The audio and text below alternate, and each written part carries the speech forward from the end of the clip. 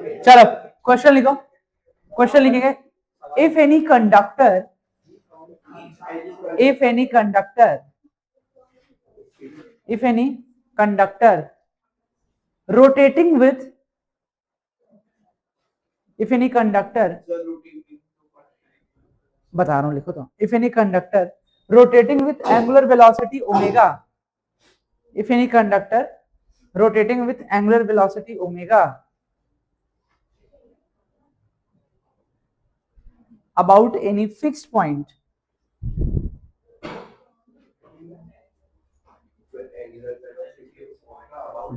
about any fixed point, about any fixed point having length L, सवाल लिखो तुम लोग, बहुत बढ़िया, अच्छा डिस्कशन करो लेकिन बाद में, हाँ, then find induce EMF, then find induce EMF.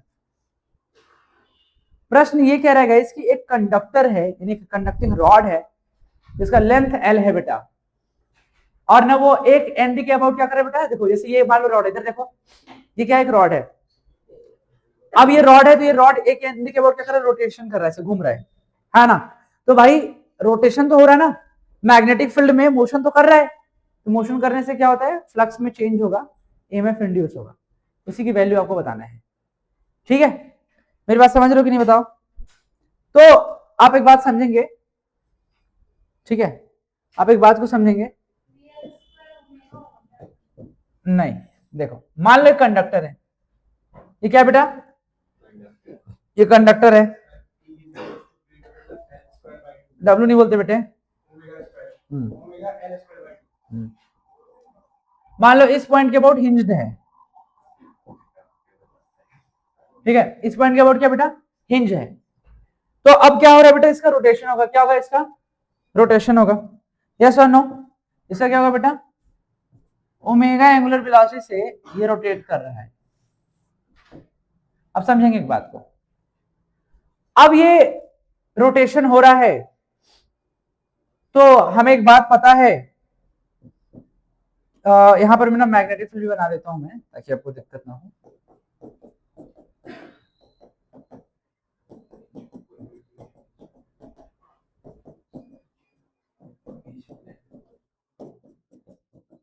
ठीक है गाइस, बोलो है ना, तो ये मैग्नेटिक फील्ड है,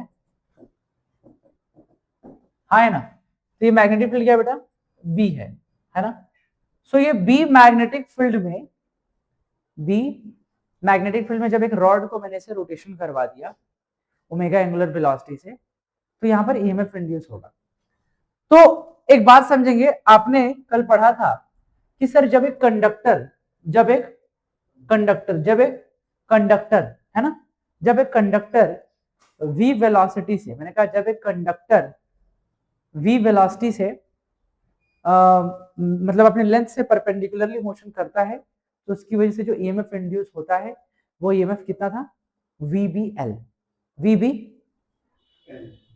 नहीं था क्या, अगर मान लो कंडक्टर है, इसका लेंथ है मैग्नेटिक फील्ड में अपने लेंथ से परपेंडिकुलरली मोशन कर रहा है, तो ईएमएफ कितना होगा इंड्यूस, VBL, कितना होगा बेटा, VBL, यस और नो।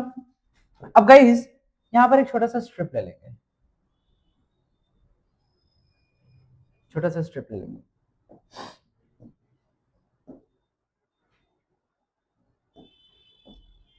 अब इस स्ट्रिप में क्या करेंगे बेटा, है ना, ये छोटा सा मैंने स्ट्रिप ले लिया, इस स्ट्रिप का लेंथ मैंने बच्चे मान लिया DL, इस स्ट्रिप का लेंथ क्या मान लिया मैंने, DL, इस स्ट्रिप का लेंथ क्या मान लिया मैंने, DL, और मैंने माना कि ओमेगा एंगुलर वेलोसिटी से क्या कर रहे हैं, घूम रहे हैं, रोटेशन कर रहे हैं, सो गाइज हम एक बात सीखे हैं कि जो इंड्यूस ईएमएफ होता है, अगर मैं बात करूं फॉर दिस एलिमेंट, तो ईएमएफ बराबर हो जाएगा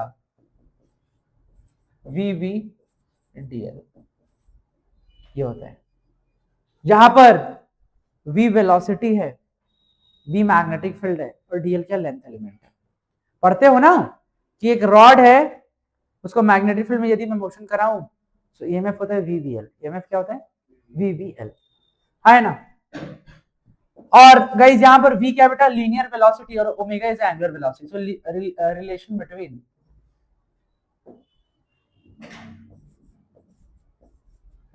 between v and omega, v और ओमेगा में रिलेशन देखते हैं. So guys we know v होता है ओमेगा इंटू एल. तो इसको उसमें डाल दो. तो d बराबर v बराबर होता है omega L V D L. अब देखो ओमेगा v को साइड कर देते हैं, यहाँ पे लिख दिया एल डी एल. अब यहाँ पर हमने क्या किया बेटा, इंटीग्रेशन कर दिया. तो इंटीग्रेशन करोगे बेटा तो ओमेगा बी एल का इंटीग्रेशन क्या आएगा, एल स्क्वायर बाई 2, और डी का हो जाएगा ई. सो जो इंड्यूस ईएमएफ आया B omega L square by 2, इतना वोल्ट आया. नोट कर लेंगे B omega L square by 2. So induce EMF जो है, मतलब कोई अगर कंडक्टिंग रॉड है, अगर वो मैग्नेटिक फील्ड में ओमेगा एंगुलर वेलोसिटी से रोटेट कर रहा है बेटा, तो इंड्यूस ईएमएफ का वैल्यू आया B omega L square by 2. समझ रहे हो, B omega L square by 2 आया. समझ गए, B omega L square by 2. ठीक है बच्चे.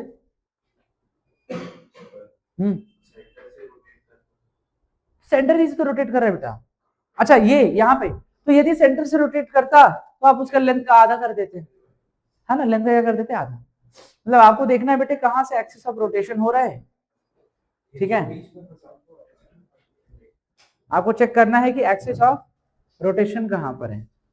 मेरी बात समझ रहे हो कि नहीं, आपको एक्सिस ऑफ रोटेशन को देखना है ना. एक्सिस ऑफ रोटेशन देख लिया आपने, तो फिर वो उसका लेंथ हो जाएगा. सुनो, यदि प्रश्न में ओमेगा ना देकर के टाइम पीरियड दिया हो, है ना, क्या दिया हो, टाइम पीरियड, है ना, इसमें लिख रहा हूं मैं,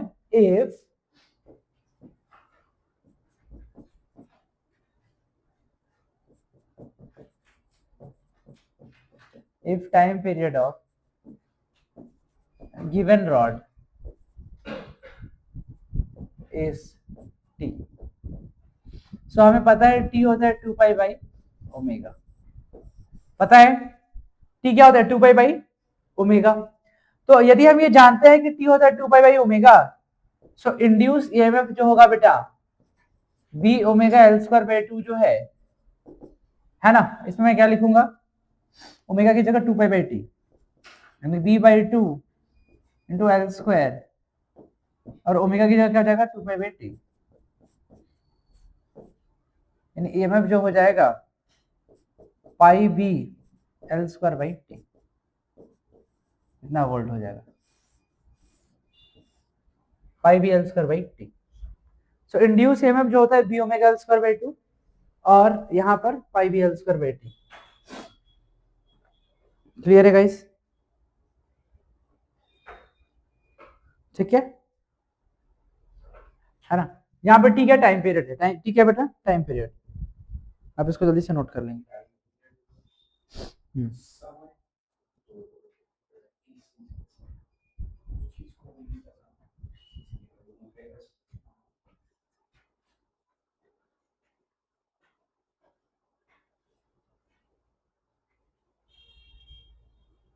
जल्दी नोट कर लेंगे.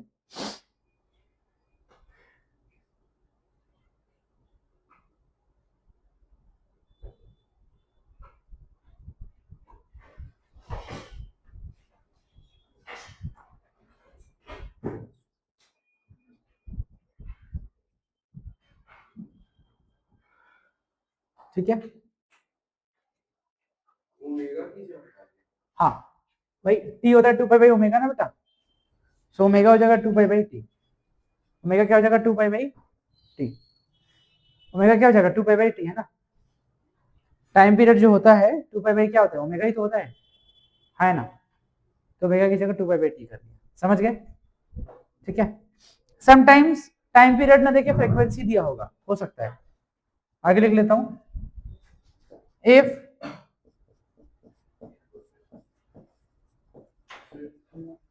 Frequency new is given. बेटा अगर फ्रीक्वेंसी न्यू दिया है, क्या दिया है, फ्रीक्वेंसी न्यू, तो बेटा टाइम पीरियड होता है 1 बाई फ्रीक्वेंसी.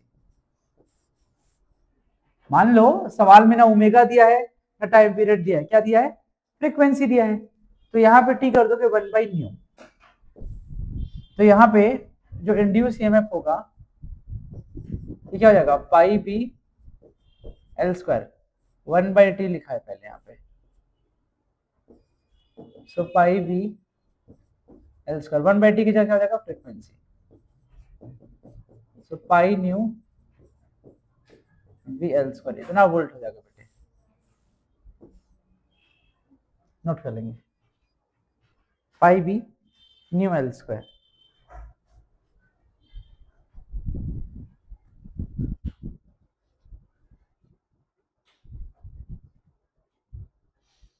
ठीक है। और इस तरीके के केस में जो बैटरी बनता है वो बैटरी किधर बनेगा, सो आप खुद देखें यहाँ पे, जैसे मैंने यहाँ पे इसको रोटेशन करवा रहा हूँ, क्या करवा रहा हूँ, इसको रोटेशन करवा रहा हूँ, इस तरीके से रोटेट कर रहा है, तो इस रोटेशन से जो बैटरी बनेगा ना बेटा वो कुछ ऐसे बन जाएगा, इट्स लाइक दैट। इधर की तरफ पॉजिटिव सिर आ जाएगा, मान लो ये पी एंड है और ये क्यू एंड है, तो इधर पॉजिटिव इधर नेगेटिव होगा। जब तुम सॉल्व करोगे तो आप उसको बेहतर समझ पाओगे, ठीक है ना। इस एंड में पॉजिटिव और इस एंड में नेगेटिव आ जाएगा, है ना, समझ गए, इस एंड में पॉजिटिव और इस एंड में नेगेटिव, समझ गए। और जैसा बच्चे ने कहा कि सर अगर हम बीच से रोटेशन करवाएंगे तो क्या होगा, तो आधा लेंथ ले लोगे। इसी के आधार पे मैं एक दूसरा एग्जांपल लेता हूं, आप लोग मुझे बताना कि उसमें ईएमएफ इंड्यूस कितना होगा। ये हो गया, डन है ये पूरा, बोलो पीछे सबको याद होगा, कल पूछूंगा तो बता दोगे, न्यूमेरिकल दूंगा तो बन जाएगा, बोलो।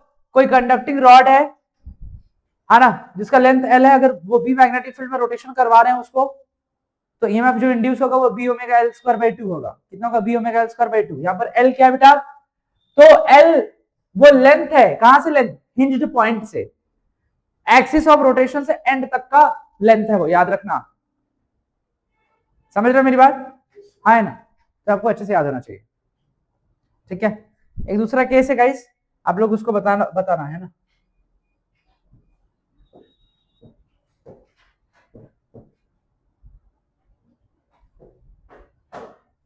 मान लो एक डिस्क है बेटा, क्या ये, ठीक है बेटा, डिस्क है,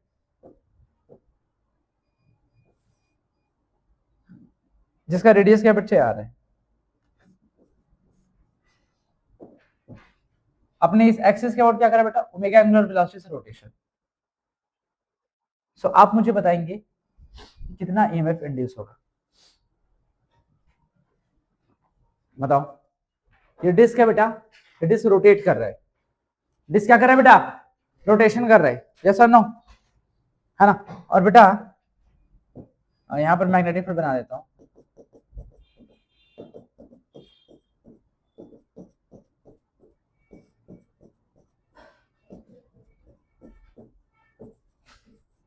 बी मैग्नेटिक फील्ड में रोटेशन हो रहा है।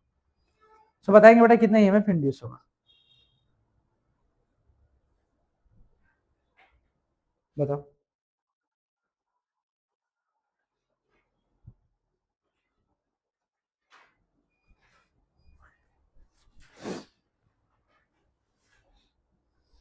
बताएंगे बच्चों कितना ईएमएफ इंड्यूस होगा। बहुत सीधा और सरल सा इसमें कॉन्सेप्ट लगेगा कि सर आपने बोला कि जब एल लेंथ का रॉड था, एक एंड के अबाउट रोटेट कर रहा था, तो उसमें ईएमएफ जो इंड्यूस हो रहा था B omega L square by 2, है ना, B omega L square by 2। So यहाँ पे क्या होगा, क्या होगा, बी ओमेगा, सभी लोग बताएंगे क्या होना चाहिए। तो यहां पर भी तो रोटेशन ही हो रहा है ना, यहां भी क्या हो रहा है, यहाँ भी तो रोटेशन हो रहा है, रोटेट कर रहा है, कौन रोटेट कर रहा है, ये भाई साहब रोटेट कर रहे हैं, यस और नो। जब रोटेशन हो रहा है तो यहाँ पर भी ईएमएफ कितना इंड्यूस होना चाहिए, B omega are square by 2। क्यों, अरे एक्सिस ऑफ रोटेशन क्या, इसको देखो ना, एक्सिस ऑफ रोटेशन से डिस्टेंस कितना है एंड तक का, आर है, यस और नो, इसके अबाउट रोटेशन हो रहा है। सो उसका आंसर क्या होगा guys, B omega are square by 2। बेटे इतना वोल्ट आंसर होगा, बेटे इतना वोल्ट आंसर हो जाएगा। अब दूसरी बात समझ गया ना, B omega are square by 2 volt इतना आंसर हो गया। दूसरा चीज बेटा, ये बनेगा कैसे, ये जो डिस्क है मतलब इसमें बैटरी कैसे बन जाएगा, तो बेटा ये बैटरी कुछ इस तरीके से बन जाएगा, इधर के एंड में पॉजिटिव, इधर के एंड में नेगेटिव, ऐसा। समझ पा रहे हो? बस ये बात तुम याद रखना, जिधर रोटेशन होता है जिस एक्सिस के अबाउट उधर पॉजिटिव, और जिस दूसरा एंड जो होता है उधर इलेक्ट्रॉन फेंका जाता है नेगेटिव। क्या चीज? देखो सुनो, यहां पर तुमको एक बात समझना है भाई, इलेक्ट्रॉन पे जो फोर्स लगता है होता है क्या, q v cross B, q v cross B, मेरी बात समझे, क्यू वी क्रॉस बी। तो यहां पर मैग्नेटिक फील्ड किधर है बेटा, मैग्नेटिक फील्ड किधर है, मैग्नेटिक फील्ड किधर है बेटा, माइनस के कैप है, किधर है बेटा, माइनस के कैप है, यस और नो। अब वेलोसिटी या फिर एंगुलर वेलोसिटी का डायरेक्शन देखना है, सो एंगुलर वेलोसिटी का डायरेक्शन देखोगे which is axis of rotation से परपेंडिकुलर, देखो ना ओमेगा एंगुलर वेलोसिटी से रोटेशन हो रहा है ना, तो एक्सिस से परपेंडिकुलर वाला लेंथ होगी, कौन सा एक्सिस, वाई एक्सिस है ना, कौन सा एक्सिस, वाई एक्सिस, यानी कि जे कैप, बोलो है ना, माइनस पहले से है, तो जे क्रॉस के क्या होता है बेटे, आई, और माइनस माइनस प्लस, यानी कि इलेक्ट्रॉन पे जो मोशन लग रहा है प्लस आई कैप, यानी कि सब इधर भाग गए, नहीं समझे भाई? जो एंगल मैं क्या बोल रहा हूँ, अगर यही समझे नहीं तो ध्यान समझ, सबको जल्दी बात समझ में नहीं आता कि सर आपने ओमेगा का डायरेक्शन कैसे लिया, तो एंगुलर वेलोसिटी का डायरेक्शन हमेशा एक्सिस से, जो एक्सिस ऑफ रोटेशन है ना उसके अलोंग होता है, एक्सिस ऑफ रोटेशन क्या है, ये वाई एक्सिस, उसके अलोंग है, इसलिए जे कैप हो गया, बोलो है ना। तब तो जाकर के मैंने जे कैप क्रॉस माइनस के किया, तो जे क्रॉस के आई होता है, और इलेक्ट्रॉन के लिए माइनस माइनस प्लस होता है, तो आई कैप, सब इलेक्ट्रॉन इधर फेंका गए, इधर मिल गया पॉजिटिव चार्ज, ए उसको उठा, सो गए, ए उठ रहे, समझ गए, B omega are square by 2, clear है? जल्दी बना लेंगे, बैटरी भी बन के रेडी हो गया, अब आगे चलेंगे।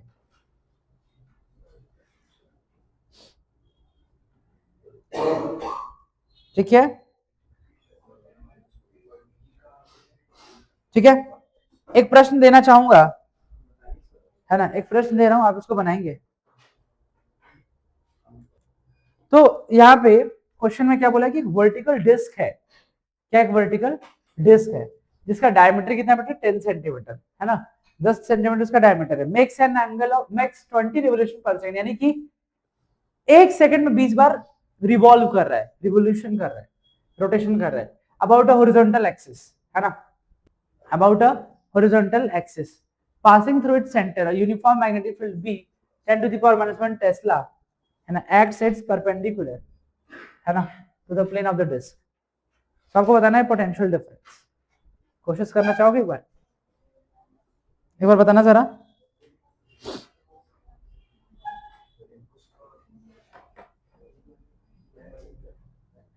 जल्दी बताओ। आप पहले डिस्क बनाएंगे, रेडियस वगैरह शो करेंगे और उसका रोटेशन दिखाएंगे, तब जाकर के सॉल्व हो पाएगा। अब सवाल में 20 रिवोल्यूशन पर सेकंड है, तो डायरेक्ट तो सवाल में देखा नहीं कि ओमेगा ले लो भाई, बी ले लो, आर ले लो, सॉल्व कर दो, है ना, कुछ तो टेढ़ा करेगा ताकि आपको समय लगे, वक्त लगे, आपका टाइम बर्बाद हो। तो एक बार आप सॉल्व करेंगे जल्दी से, 20 रिवोल्यूशन पर सेकंड का मतलब क्या, एक बार समझेंगे।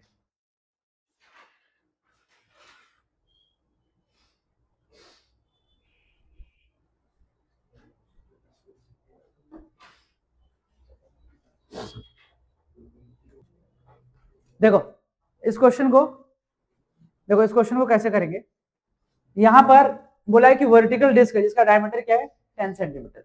वर्टिकल डिस्क का मतलब कैसे करेंगे बेटा, कैसे बनाएंगे बताइए। मान लो एक वर्टिकल डिस्क कैसे बना दिया,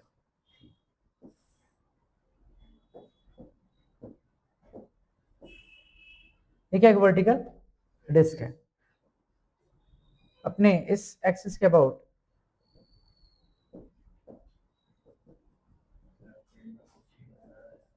रोटेशन कर रहे हैं, हाँ है ना, इसका रेडियस क्या है बेटा, आर है, सही बात है। तो सबसे पहली बात ईएमएफ जो होगा that is B omega are square by 2, हाँ है ना, ठीक है ना, 20 रिवोल्यूशन पर सेकेंड। देखो एक फॉर्मूला होता है ओमेगा का, है ना, ओमेगा क्या बच्चे, एंगुलर वेलोसिटी, बेटा ओमेगा ओमेगा होता है 2 पाई एन, याद रखेंगे, ओमेगा क्या होता है 2 पाई एन। एक बात समझो तुमको ना, एक बात समझाता हूँ, ठीक है, एक बात समझाता हूँ। दो बातें होता है, एक होता है टाइम पीरियड, एक होता है फ्रीक्वेंसी। टाइम पीरियड का डेफिनेशन क्या बताना चाहोगे? टाइम पीरियड का डेफिनेशन क्या होता है?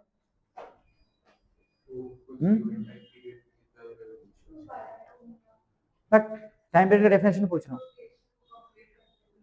एक रोटेशन कंप्लीट करने में या फिर एक साइकिल कंप्लीट करने में जितना वक्त लगता है उसी को बोलते हैं क्या? Time period. समझ गए? ठीक है ना, है ना? एक रोटेशन कंप्लीट करने में या फिर एक साइकिल कंप्लीट करने में जितना वक्त लगता है उसे क्या बोलते हैं? Time period. और फ्रीक्वेंसी क्या होता है? उसका उल्टा, फ्रीक्वेंसी होता है 1 बाई टाइम पीरियड, यानी रेसिप्रोकल ऑफ टाइम पीरियड। अगर मैं डेफिनेशन की बात करूं फ्रीक्वेंसी की, तो होता है नंबर ऑफ रिवोल्यूशन या number of oscillation in 1 second. समझ रहे हो? दो बातें सुनना, ध्यान से समझना सब लोग, ध्यान दे। एक ऑसिलेशन पूरा होने में, सुनो ध्यान से, चाहो तो लिख भी सकते हो कि एक ऑसिलेशन कंप्लीट होने में जितना समय लगता है उसे क्या बोलते हैं? Time period. एक ऑसिलेशन कंप्लीट होने में जितना समय लगता है उसे क्या बोलते हैं? टाइम पीरियड, है ना? एक ऑसिलेशन कंप्लीट होने में जितना समय लगता है उसे क्या बोलते हैं? Time period. समझ गए? दूसरा कि एक सेकंड में जितनी बार ऑसिलेशन होता है, एक सेकंड में जितनी बार ऑसिलेशन होता है उसे क्या बोलते हैं? फ्रीक्वेंसी। समझ गए? एक सेकंड में जितनी बार ऑसिलेशन होता है उसे क्या बोलते हैं? फ्रीक्वेंसी। क्या बोलते हैं बेटा? फ्रीक्वेंसी। तो यहां पर वही चीज है, ओमेगा बराबर 2 पाई एन है ना, ये दरअसल एन क्या है? फ्रीक्वेंसी है। एन क्या है बेटा? एन क्या है? कैसे फ्रीक्वेंसी है सर? सवाल में साफ साफ बोला है बच्चों कि कितना रिवोल्यूशन? 20 रिवोल्यूशन पर सेकंड बेटा। मेरे बच्चे, इसका मतलब ये किसकी वैल्यू है? एन की वैल्यू है। सो आई कैन राइट हियर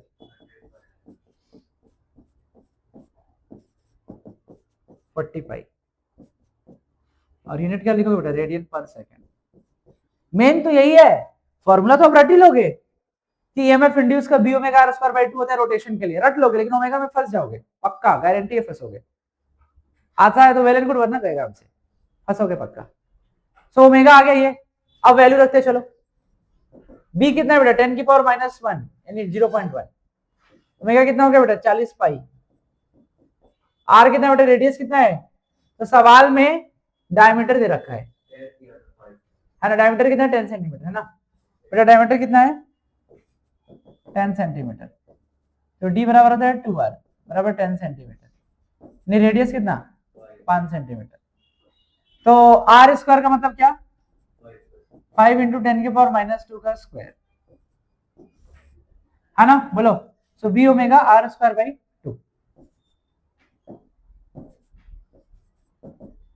ये करोगे तो 20 हो जाएगा, और 20 इंटू 0.1 2 पाई, ये 25 इंटू 10 की पावर -4 हो जाएगा। देख लो, 25 दूनी का 50, 50 पाई इंटू 10 की पावर -4, यानी कि 5 पाई इंटू 10 की पावर -3, इतना वोल्ट आंसर आएगा।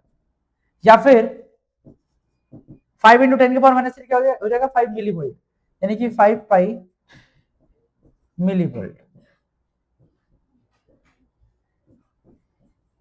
आप जो चाहे उसको एक्सेप्ट कर सकते हो, प्लीज नोट करेंगे इसको, नोट करेंगे please. So this is the B omega are square by 2।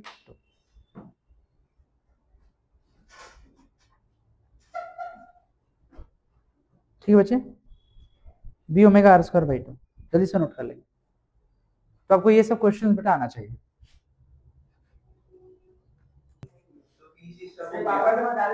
हाँ, बोलूंगा आईफोन रख दो।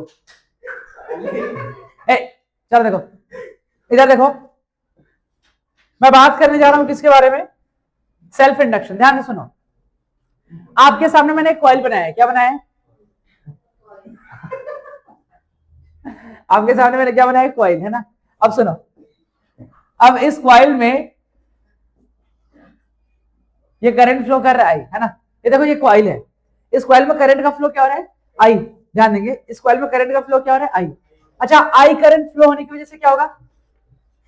इस कॉइल में जब आई करंट फ्लो हो रहा है तो उससे क्या होगा? क्या होगा? अरे बोलो, कॉइल में अगर करंट फ्लो कर रहा है तो उससे क्या होगा?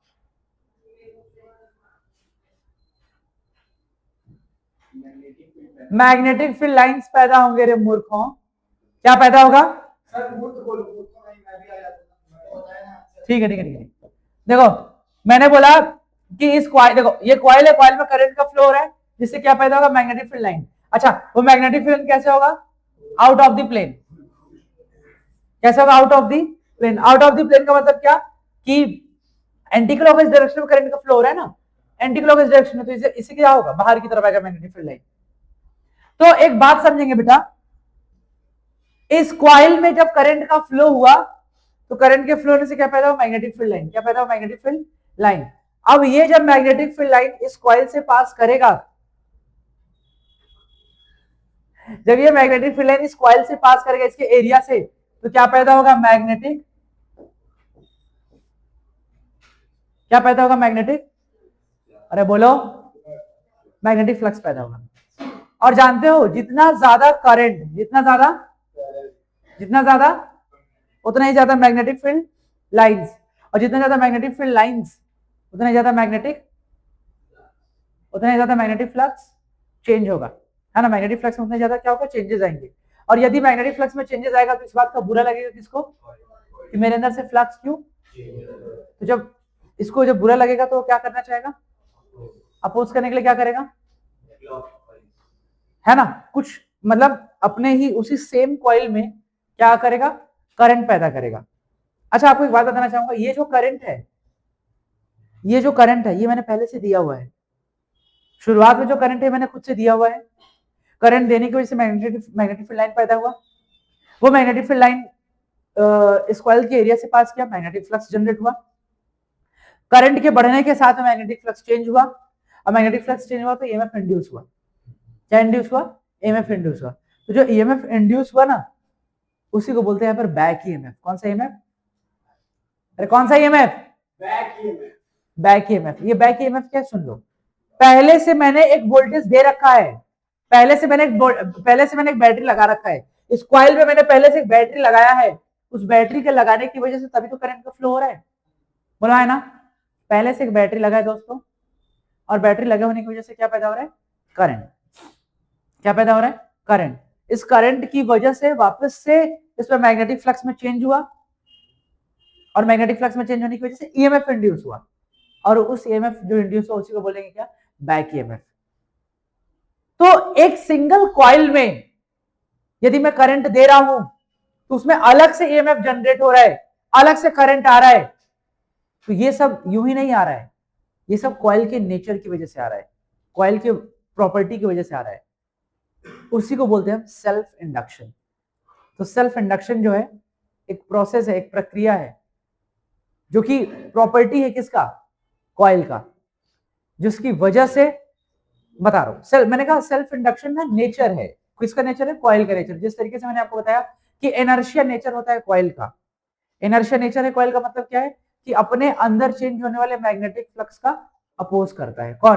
कॉइल। उसी नेचर की वजह से कॉइल का इसको नेचर को डिफाइन करते हैं self induction.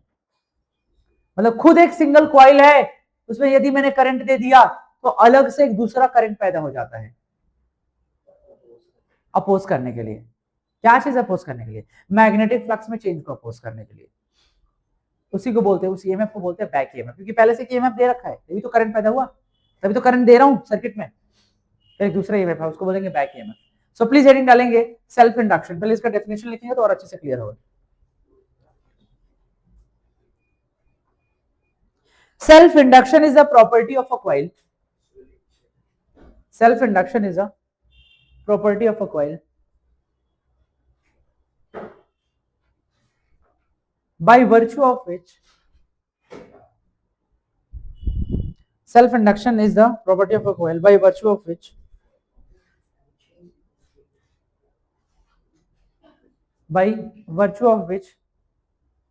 the coil opposes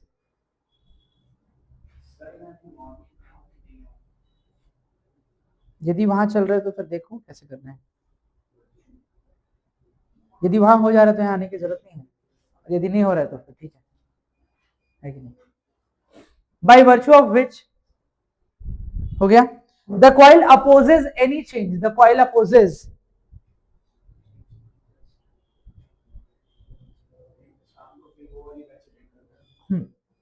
coil opposes any change in the strength of current,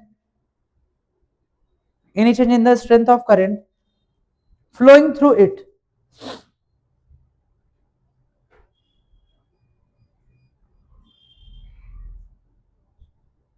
flowing through it.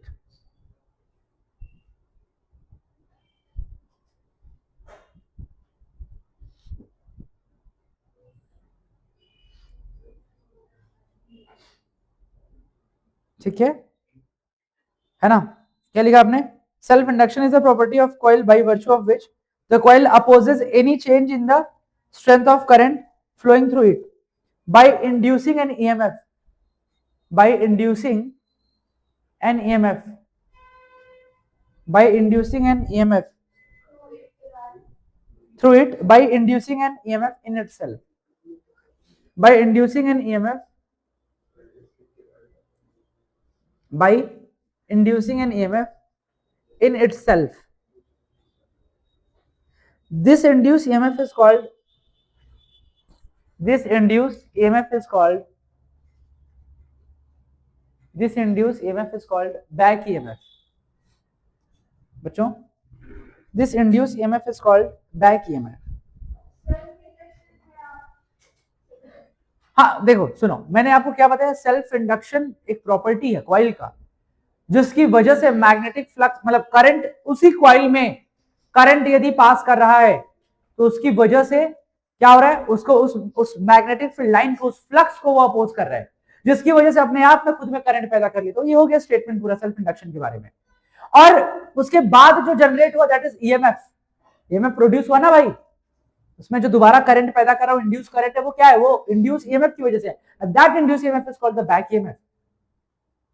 उसे क्या बोलते हैं, बैक ईएमएफ। बैक ईएमएफ क्यों? अरे भाई एक कॉइल है जिसमें करंट पहले से फ्लो कर रहा था, उसमें अलग से उसका डायरेक्शन चेंज होगा, तो चेंज होगा तो बैटरी का डायरेक्शन में तो पोलैरिटी भी तो चेंज हो जाएगा। That is why it is called back EMF. क्या बोलेंगे उसको? Back EMF. क्या बोलेंगे उसको? Back EMF. समझ रहे मेरी बात? बोलो हाँ है ना? ठीक है, क्या नहीं समझे? बैक ईएमएफ देखो, बैक ईएमएफ का मतलब ये है, ये कॉइल है ना, ये क्या है, कॉइल है, इसमें करंट का फ्लो हो रहा है ना, इसमें करंट का फ्लो हो रहा है, इसका मतलब ये कि इसमें बैटरी पहले से ऐसे कनेक्टेड है, ठीक है ना। अब यदि इसमें करंट के फ्लो की वजह से क्या पैदा होगा, मैग्नेटिक फील्ड लाइन। अब मैग्नेटिक फील्ड लाइन पैदा होने की वजह से क्या होगा, फ्लक्स में चेंज। अब फ्लक्स में चेंज होगा तो ईएमएफ इंड्यूस होगा। अब ईएमएफ इंड्यूस होने का मतलब यदि करंट एंटी क्लॉकवाइज डायरेक्शन में फ्लो कर रहा है तो उसी कॉइल में वापस से करंट किस डायरेक्शन में फ्लो करने लगेगा, क्लॉकवाइज डायरेक्शन में।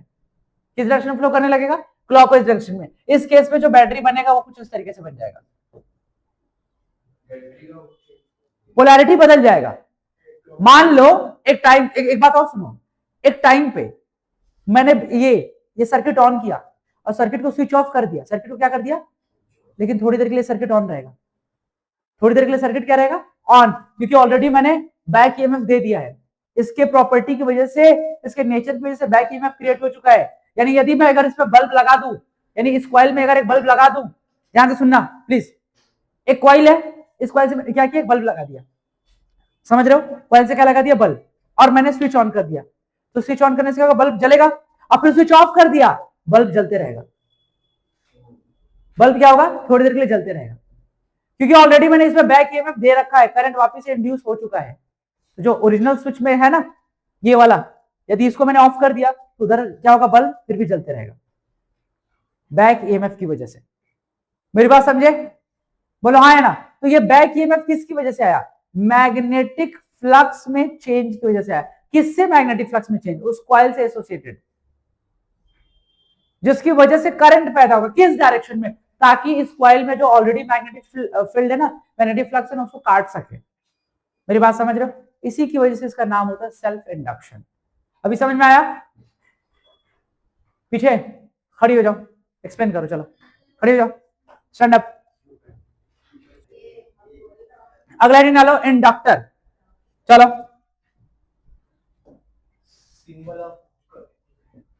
हाँ ना बेटा, इसको हम बोलते हैं इंडक्टर। क्या बोलते हैं?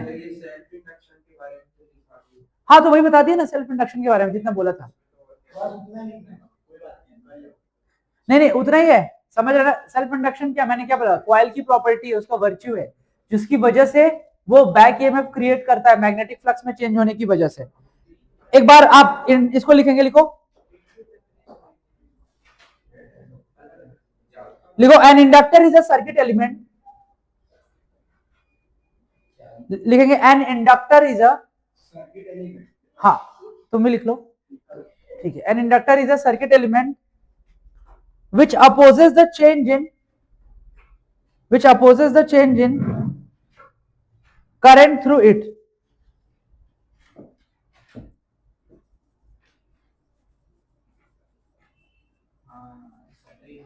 and it may be circular,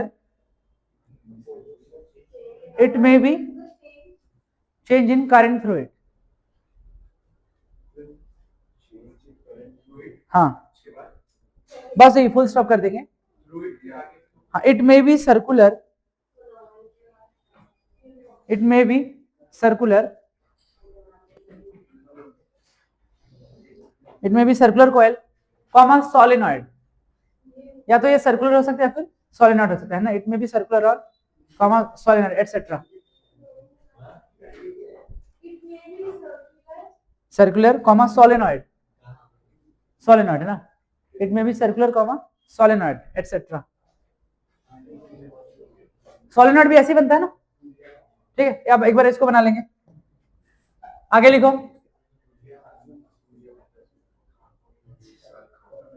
चलो हाँ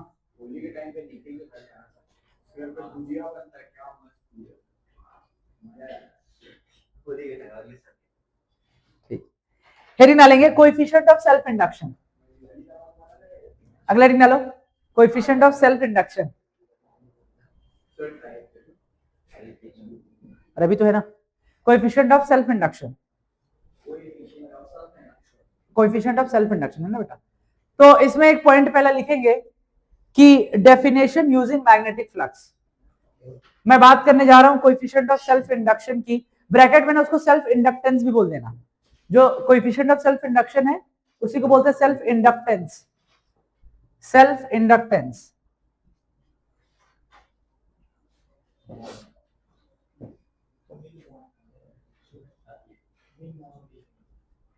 हो गया।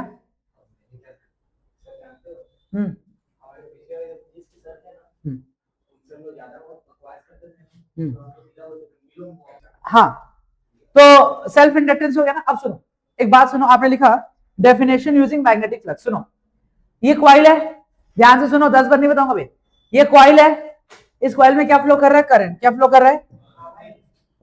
अब एक बात बताओ दोस्तों, यदि इस कॉइल में करंट का फ्लो हो रहा है, इस कॉइल में, तो कॉइल में करंट के फ्लो की वजह से क्या पैदा होगा, मैग्नेटिक फील्ड लाइंस पैदा होगा, क्या पैदा होगा, और मैग्नेटिक फील्ड लाइन पैदा होगा बेटा, तो ये मैं ऐसे डॉट डॉट दिखाऊंगा, बोलो हाँ है ना।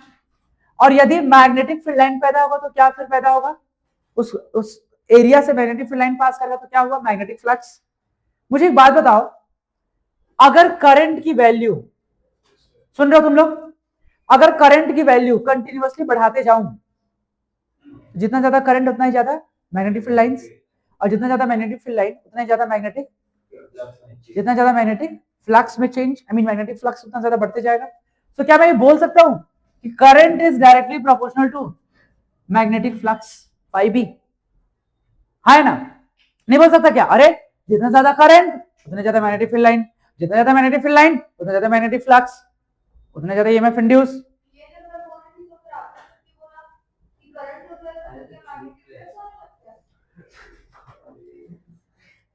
जितना ज्यादा करंट उतना ज्यादा मैग्नेटिक फील्ड लाइन, जितना ज्यादा मैग्नेटिक फील्ड लाइन उतना ज्यादा मैग्नेटिक फ्लक्स। अब एक बात बताओ, यदि इस कॉइल में एक से ज्यादा नंबर ऑफ टर्न होंगे, बेटा इस कॉइल में यदि एक से ज्यादा नंबर ऑफ टर्न होंगे, तो जितना ज्यादा नंबर ऑफ टर्न उतना ज्यादा करंट फ्लो, जितना ज्यादा करंट फ्लो उतना ज्यादा मैग्नेटिक फील्ड लाइन, जितना ज्यादा मैग्नेटिक फील्ड लाइन उतना ज्यादा मैग्नेटिक फ्लक्स, उतना ज्यादा ईएमएफ इंड्यूस, है ना। सो एन का मल्टीप्लाई कर दो, एन का क्या कर दो, मल्टीप्लाई, है ना यार। बोलो नंबर ऑफ टर्न ज्यादा उसमें करंट का फ्लो ज्यादा, करंट का फ्लो ज्यादा मैग्नेटिक फील्ड लाइन ज्यादा, बोलो समझे कि नहीं? तुम लोग महसूस कर पा रहे हो कि नहीं? जितना ज्यादा करंट उतना ज्यादा मैग्नेटिक फील्ड लाइंस, उतना ज्यादा फ्लक्स, उतना ज्यादा EMF induce. So N5 proportional to I। अब सुनो, अब बेटे ये प्रोपोर्शनैलिटी साइन रिमूव करेंगे तो कांस्टेंट लिखेंगे, उस कांस्टेंट को बोलेंगे प्रोपोर्शनैलिटी कांस्टेंट। यस और नो? L into I। और इस प्रोपोर्शनैलिटी कांस्टेंट को बोलेंगे coefficient of self induction. Coefficient of self, coefficient of self induction या फिर सेल्फ इंडक्टेंस। बोलो क्या बोलेंगे? Self inductance. ध्यान देंगे प्लीज। तो यहां पर बेटा क्या हो जाएगा? ध्यान देंगे, L क्या हो जाएगा? N5B बटे I। देख लो, L क्या हो जाएगा? N5B बटे के I। देख लो, है ना? तो सेल्फ इंडक्टेंस क्या निकला, या कोएफिशिएंट ऑफ सेल्फ इंडक्शन क्या मिला? N5B बटे के I। N क्या है? नंबर ऑफ टर्न, और फाई क्या बेटा? मैग्नेटिक फ्लक्स, और I क्या है? करंट। अब सुनो, ये समझ गए? समझ में आ गई पीछे लड़की? आया कि नहीं? N5 प्रोपोर्शनल टू I, तो N5 बराबर Li हो गया। L सेल्फ इंडक्टेंस है या कोएफिशिएंट ऑफ सेल्फ इंडक्शन है। जिस तरीके से रेजिस्टेंस होता है, जिस तरीके से कैपेसिटेंस होता है, उसी तरीके से इंडक्टेंस भी होता है। ठीक है दोस्तों, समझ में आया? अब इसका SI यूनिट क्या होगा बताओ? SI यूनिट, अरे SI यूनिट पूछ रहे, ला गया क्या? SI unit of L। हाँ वेरी गुड। तो भाई N का तो कुछ नहीं होता, मैग्नेटिक फ्लक्स का होता है वेबर, और करंट का वेबर पर एम्पीयर। यस और नो? या फिर बेटा हेनरी होता है। सो प्लीज एक बार आप इसको नोट करेंगे बच्चों, फिर हम आगे चलेंगे। ठीक है ठीक है, जल्दी नोट करो इसको। ठीक है, इसको मैं अब नेक्स्ट क्लास में एक्सप्लेन करूंगा। वो देखो, तो सेल्फ इंडक्टेंस जो है L बराबर N5B बटे, मतलब कि फाई क्या? Magnetic flux. मैग्नेटिक फ्लक्स क्या होता है? B इंटू एरिया, और नीचे क्या? करंट, है ना? अच्छा, B क्या है? मैग्नेटिक फील्ड, यानी F होता है IBL, है ना? F क्या होता है? IBL। सो मैग्नेटिक फील्ड होता है F बटे IL, फोर्स होता है MLT माइनस 2, करंट होता है A, लेंथ होता है L, यानी कि MT माइनस 2 A माइनस 1। ये मिला B, MT minus 2 A minus 1। Area क्या होता है? L का स्क्वायर, करंट होता है A। तो सेल्फ इंडक्टेंस का निकला ML2 T minus 2 A minus 2। A plus 2 नहीं बेटे, ना? नोट कर लेंगे। तो dimension of self inductance is ML2 T minus 2 A minus 2। जल्दी से इसको नोट कर लेंगे। कल मैं इसको अच्छे तरीके से बताऊंगा, म्यूचुअल सेल्फ इंडक्शन और म्यूचुअल इंडक्टेंस करेंगे, है ना? इसको कल कंप्लीट करेंगे। ठीक है, चलो थैंक यू।